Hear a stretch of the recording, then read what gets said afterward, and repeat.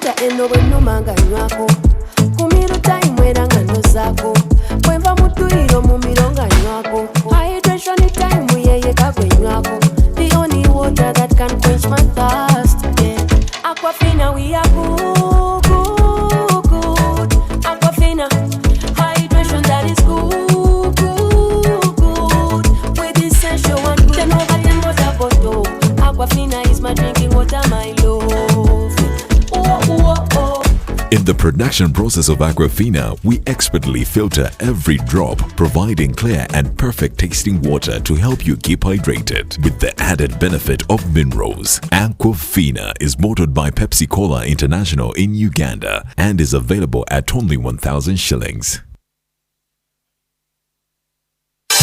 Nala instant noodles, the ultimate convenience. Just boil, season, stir, and enjoy the delicious different flavors. Get your Nala instant noodles today for a quick, tasty meal. Available in shops and supermarkets countrywide. For wholesalers and traders, visit Chopper General Enterprises, shop number 3, Chikubo, Kampala, Rafik Building. Nala instant noodles, boil, season, stir, and enjoy. Sasura obagula ne MTN Momo olwo tukuddize ssente oleweki naku olwalero tugenda gaba pichipichi 2 wane mukono abakozesa Omupya nga banyirira kyaddala kwebaza okozesa Momo n'abalala bonna bali bakozesa Momo pe bawangule. Owulira otya? Akiriya nnyo. Mwakola ki okulanga Momo wangudde pichipichi eno? Kyali kintu kyangu twakozesa Momo pe. Ba customers baffe bonna ne tuba encouraging okozesa Momo Pay. Kadinera ye transaction esinga je tusinga okozesa ku factory. Congratulations for being the winner. I'm happy, very happy. Use Momo. You will also get chance to get a bike or other gift from Momo Pay. Abawala bonna abe mukolo mukozesa Momo. Momo nungi. Chikola sense ne? Mama! Kozesa Momo app owanyika star *5 star *3#.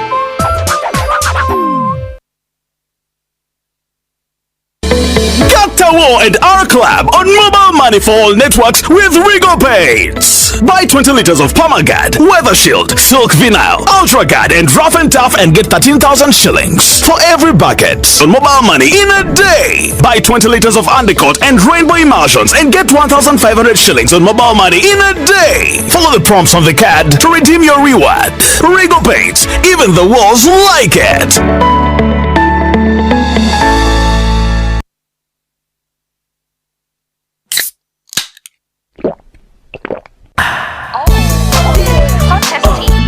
Oh, you can touch this. Hey, but you can test it. Ooh, but you can test it. Everybody grab a bottle and sip some. It's Miranda time, flavors than much, tongue tingling, thirst quenching and bombastic. Oh, sweeter than sweet, bolder than bold, flavors explode, making you go ah. Oh, you can test it. There's no flavor like Mirinda, now in a fresh new look with the same great taste. Enjoy the tongue-tingling flavor of Mirinda Fruity, Orange, Green Apple, and Pineapple. Mirinda.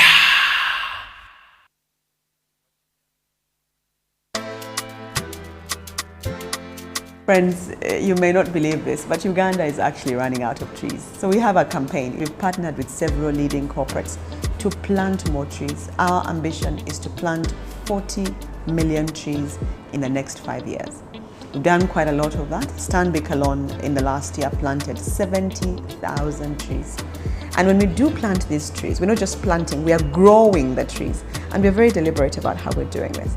At Uganda Breweries, we have a vision called Society 2030. Our dream is that every Ugandan would plant a tree and maintain it by the year 2030. Stanbic coming on board as cutting across, and through Stanbic we've had a number of other players actually coming through because of our engagement with Stanbic. They've committed budgets to do actual planting, because the Roots campaign is designed in a way that the partners are at liberty to decide which way they do their participation. We believe in Uganda.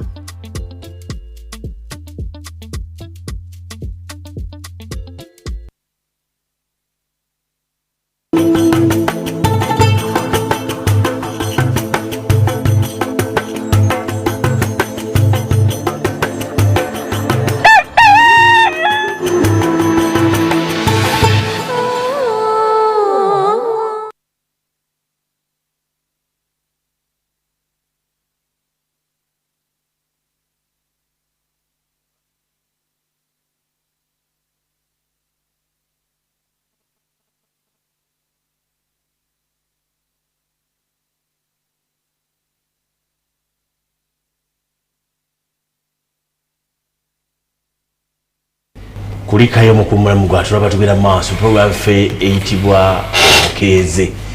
Ndine Dr. Medard Kiconco. Tutunuulira byanfuna, tutunuulira ennyingira y'ebintu bino nawa kye tulina okukola. Kati Dr. kyenjagala okutegeera oluvannyuma lw'okutunuulira ebintu bino byonna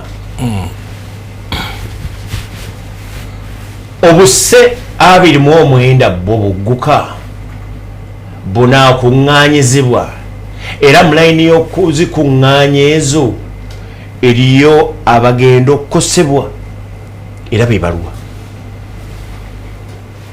Kakati nga bwe twasoose ne tukyogerako okukuŋŋaanya kiryoke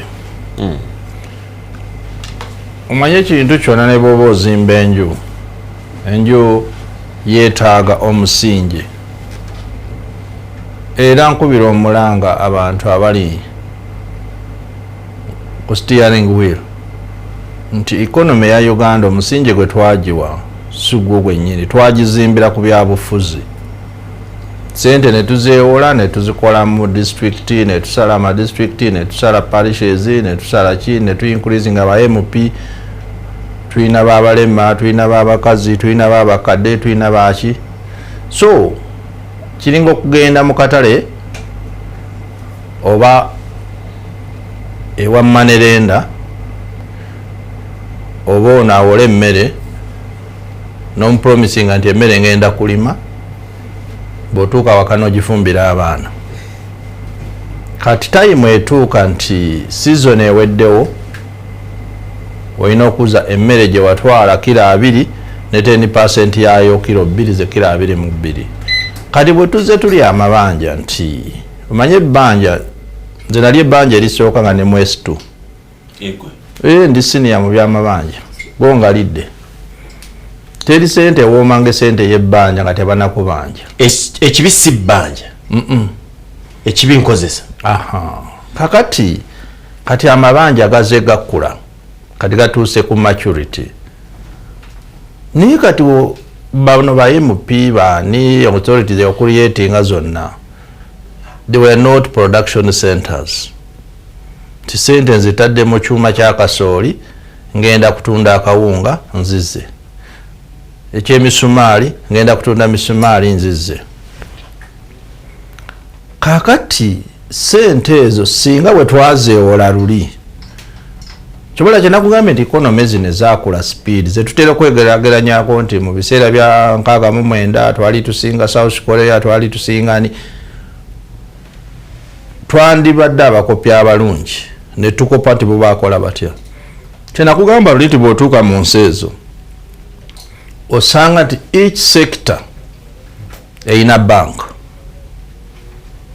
Nosanga nti waliyo bank of construction, waliyo bank ya real estate, waliyo bank of agriculture, waliyo bank of tourism, import and export.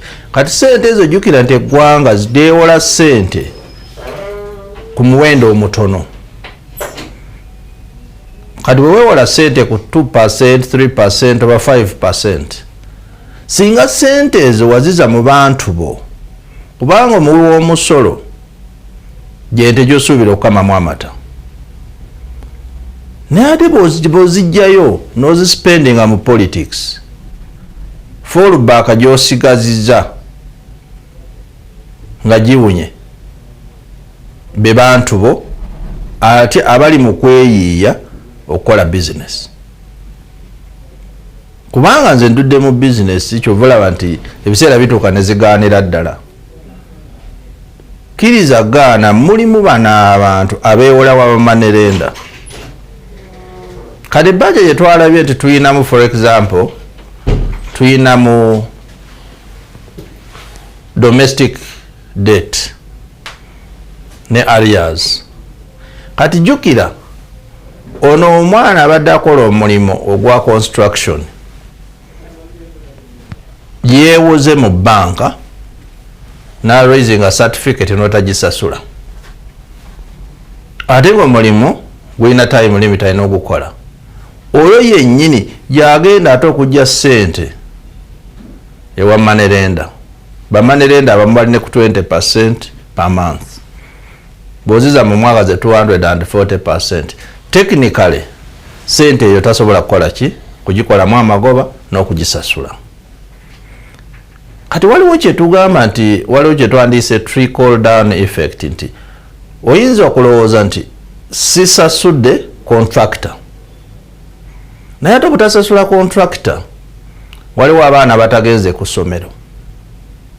Kati jjukira contractor bw'aba alina zigreda waliwo yagula spare naye tagenda musasula.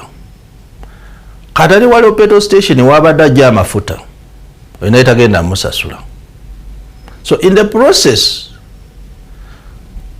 kwe sente ng'ozizza mu byabufuzi ono n'ogamba nti kasita domestic supplier simusasudde economy yennyini gy'osuubiramu essente olunaku lw'enkya ogisse busi.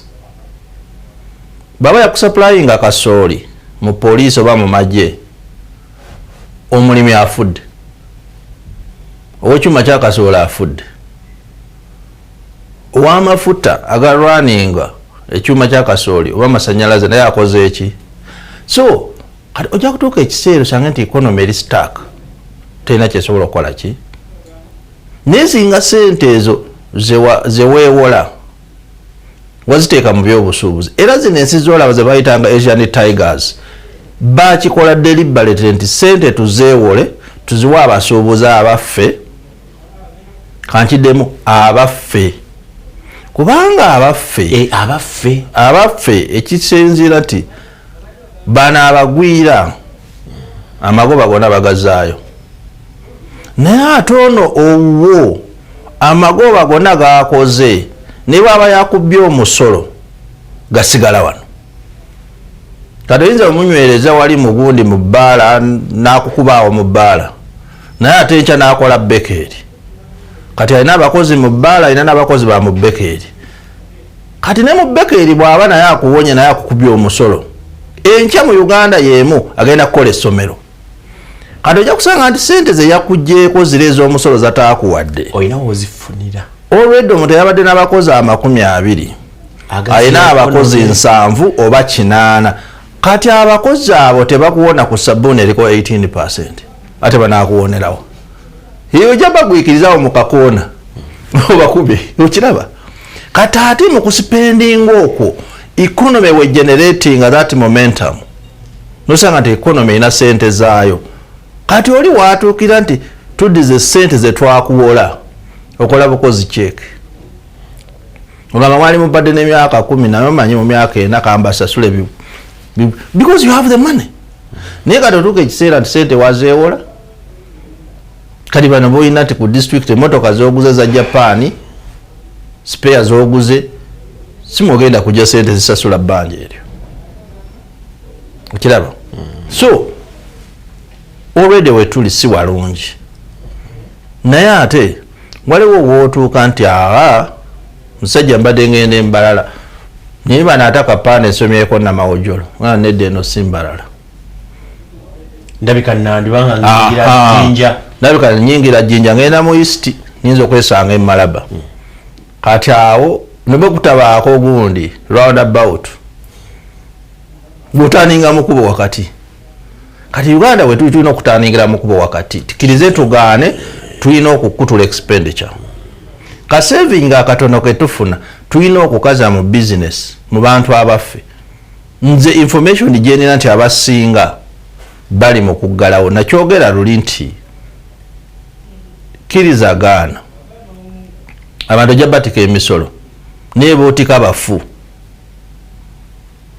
okiraba bogenda kutika emisolo bafu kubanga mu kusooka kuli tewabawa foundation emala fallback option gye balina kubanga fallback wa musolo naye mu wa musolo gwogendako already banka emulinya akagere abakozi bamulinya akagere manerenda yasuze ku mulyango option gyalina yakuggalawo edduuka n'adduka bw'oba obadde obiraba abasinga omusajja gwe nalaba weeruweeru naye kwese simu agikubira mu nsiko yes ojja kuba ogenze nze nagamba nenakola factory nagiggalawo musanyalaze gannema buli kimu nekinema ne bw'otuuka yonna gigalawo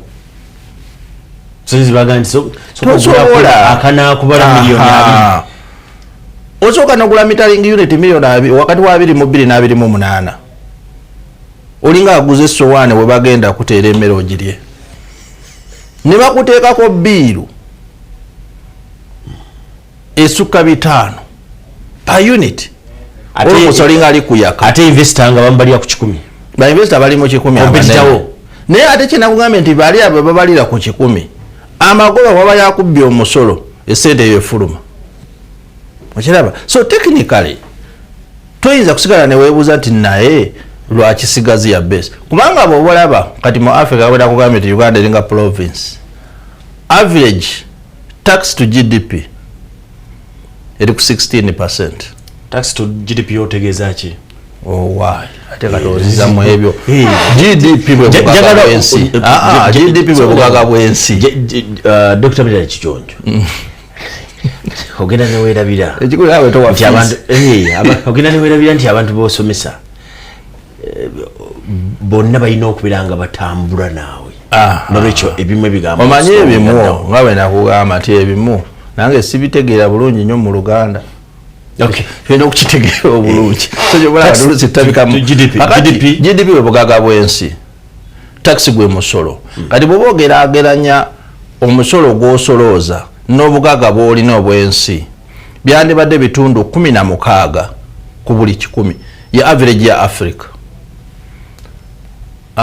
Mu 2020 twali tucollectinga 8.3 ne tuji increasinga by 2.8 ne tuddamu nga mu 11 naye kati tusuubira nti tulinga ku 13.9 kwe kuteebereza still ekyali wansi nnyo kubanga bw'osanga nti African average eri 16 kubanga weekompeyaringa n'abaana basembye mu kibiina kubanga Africa fe twasemba tukirize abaana basembye mu kibiina kati nabo ate bakukulembedde yuzi naawulidde w'ekitiibwa mwana gwange Matiya Kaseija ndiye yabagambye balina collectinga 20% tax to GDP 20% nayamba kale tunaabiraba kubanga olina okwebuuza nti lwaki sigicollectinga bulijjo omanyi olina okwefumintiriza nti lwaki have I put sufficient investment mu production kyenkugambye nti ze natandikawo factory nenjiggalawo okiraba kwera ebyuma kwebiri sikola ne bemanyi mikwano gyange manya bajuisi baani bakola ki naye singa sente ezo baazituwa twandibadde nga buli mwezi oteeka sente mu gavumenti kubanga oleeta materials abakozi naki kaakati investment priorities zisooka ne zikubanza omusuubuzi naye ate backfire ekuba gwe okiraba so kadde tu GDP yaffe ogiraba eri wansi eri below African average ya 16% okiraba ate ne economy yaffe ntono kati ebyo bijja kuleeta effect nene ku economy yaffe naye ng'obuzibu bwonna bwe nakugambye nti abali mu kintu bennyini abakifuga kirizagaana nkiddamu balina okukendeeza ensaasaanya etali ya development ole wootuuka ekiseera n'oba stubborn yadde oli stubborn oli ki expenditure ya Uganda is unmanageable kubanga already ku top yaayo kuliko heavy debt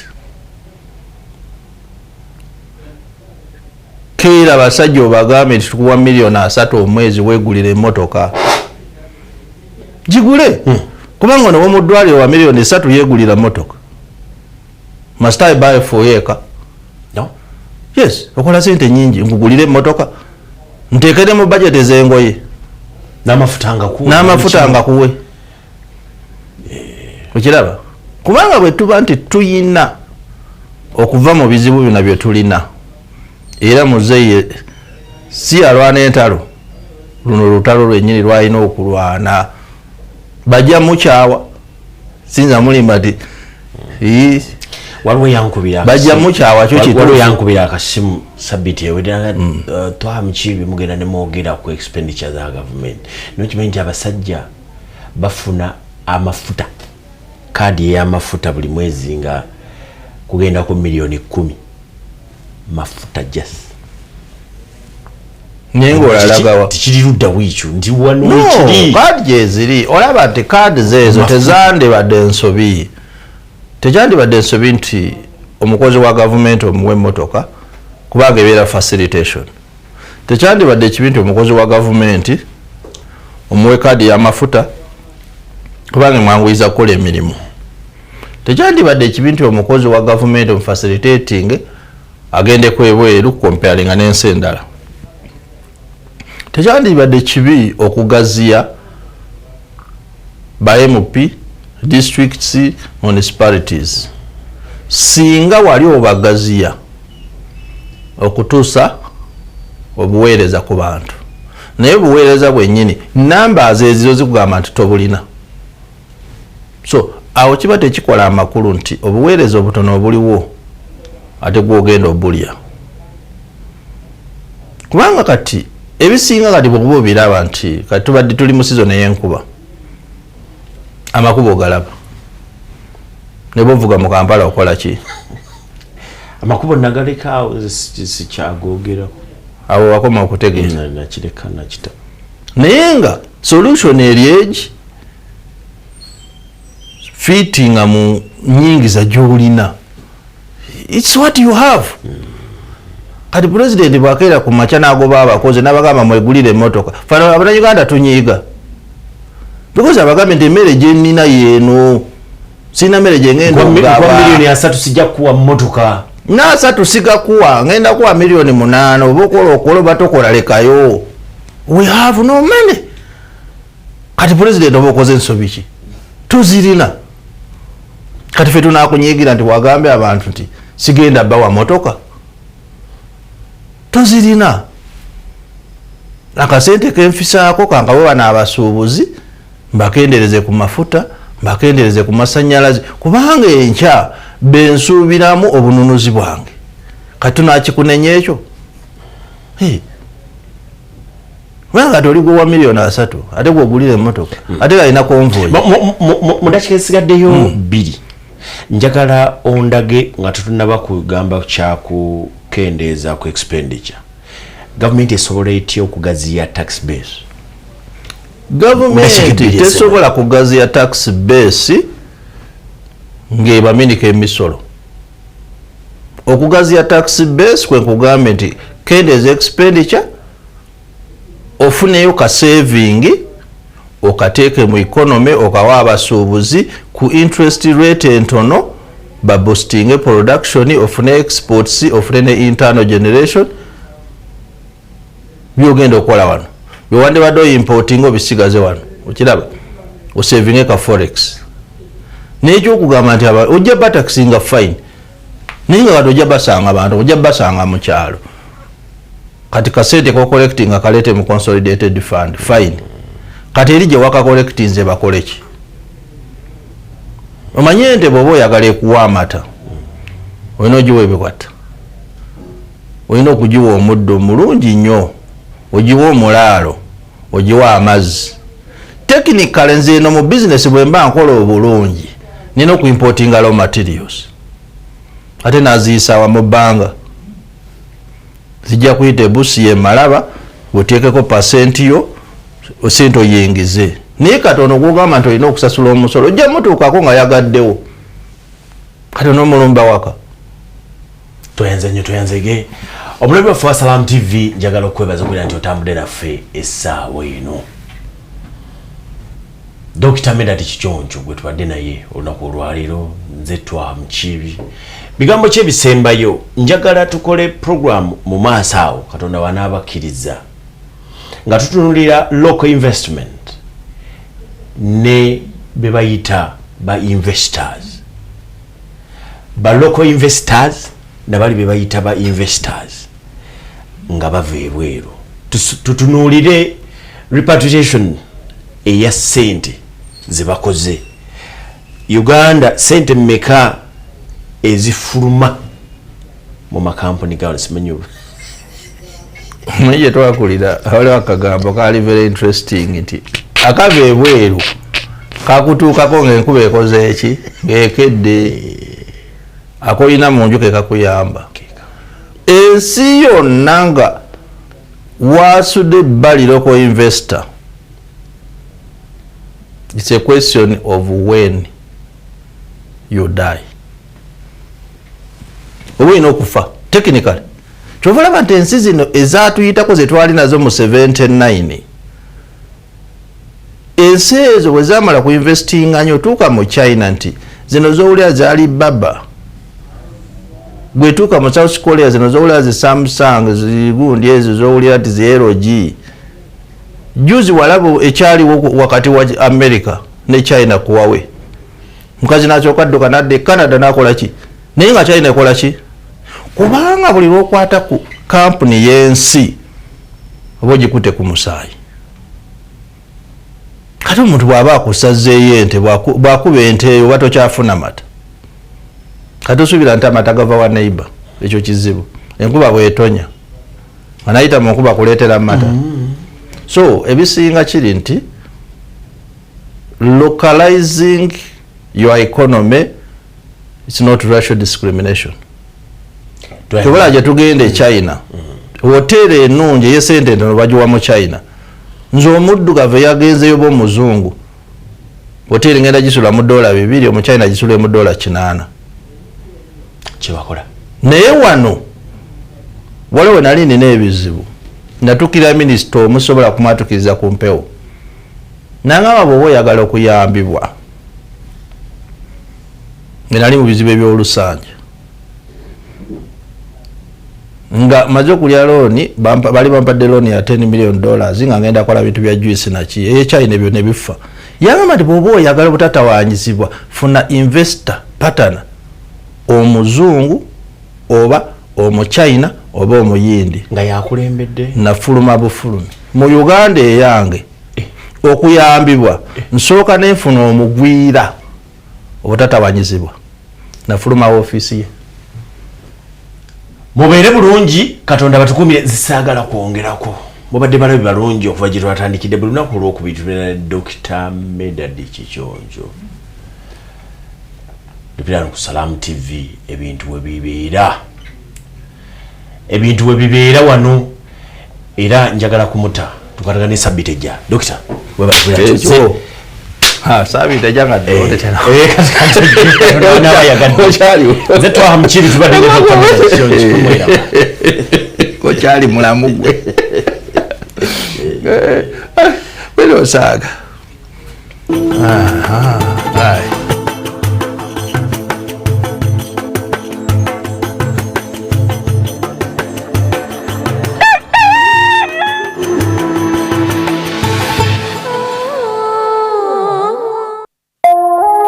Eno ye Salam TV.